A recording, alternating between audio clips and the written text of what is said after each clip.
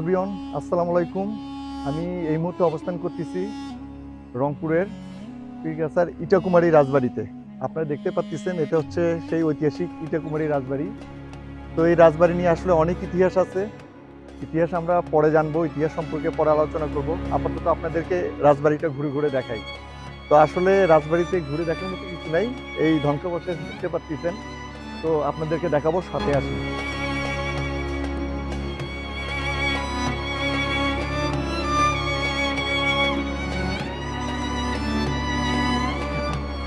দেখে আসি।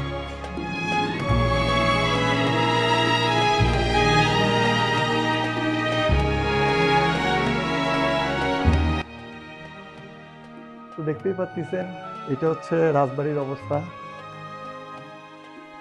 আজ রাজাও নেই, রাজার সেই সৈন্যরাও নেই, রাজার সেই ধন সম্পদও নেই, বাট রাজার সেই পুরাতন রাজবাড়ি পড়ে আছে।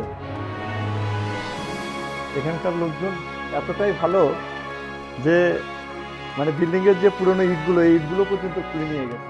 কি অবস্থা!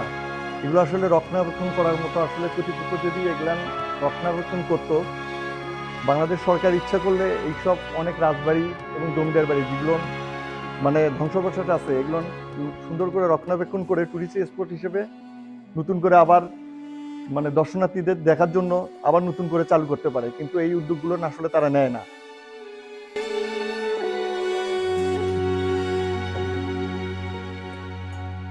তো ভেতরের অবস্থানটা একদম হচ্ছে ভুতুড়ে পরিবেশ, বেশ অন্ধকার।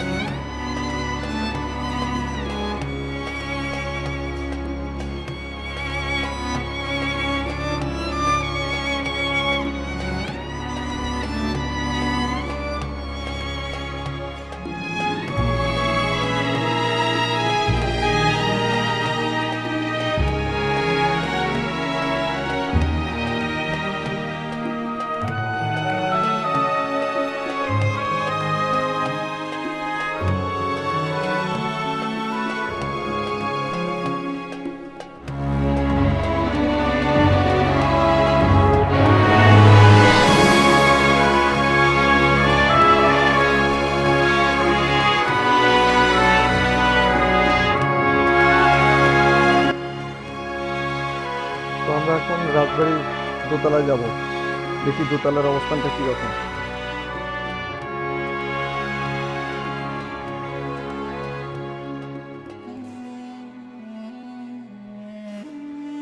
এগুলোতে সম্ভবত মনে হয় প্রদীপ রাখা ছিল, যখন রাজবাড়িটা রাজবাড়ির মতোই ছিল।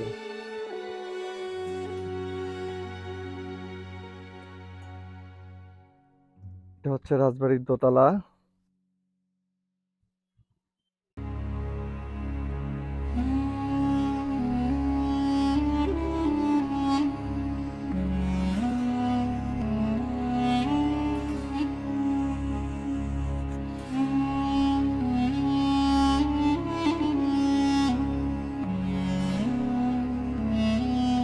তো এখান থেকে একটা সিঁড়ি আছে, সম্ভবত আরো উপরে ওঠা যায়।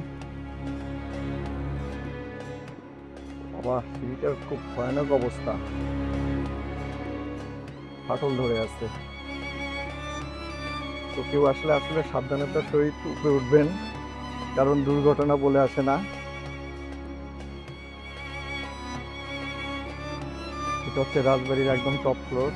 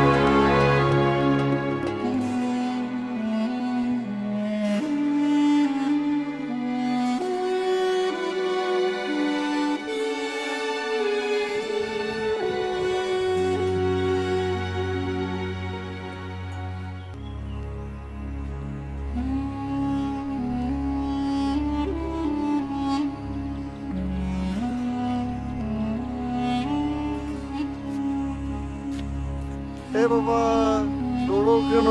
তোমাদের বাসা কোথায়? হ্যাঁ, এই রাজবাড়িতে বলে ভূত থাকে? রাজবাড়িতে বলে ভূত থাকে? তাই ভূত থাকে না? তাহলে রাত্রেবেলা আসিও এখানে, রাত্রেবেলা আসিও। রাতের বেলা বলে ভূত থাকে এখানে? হ্যাঁ, মহিলা মানুষ সাদা শাড়ি পরে বলে ঘুরে বেড়ায়। একটা মহিলা মানুষ বলে সাদা শাড়ি পরে ঘুরে বেড়ায়। কথা কি সত্যি? সত্যি পুরুষও থাকে ভূত, তাই নাকি?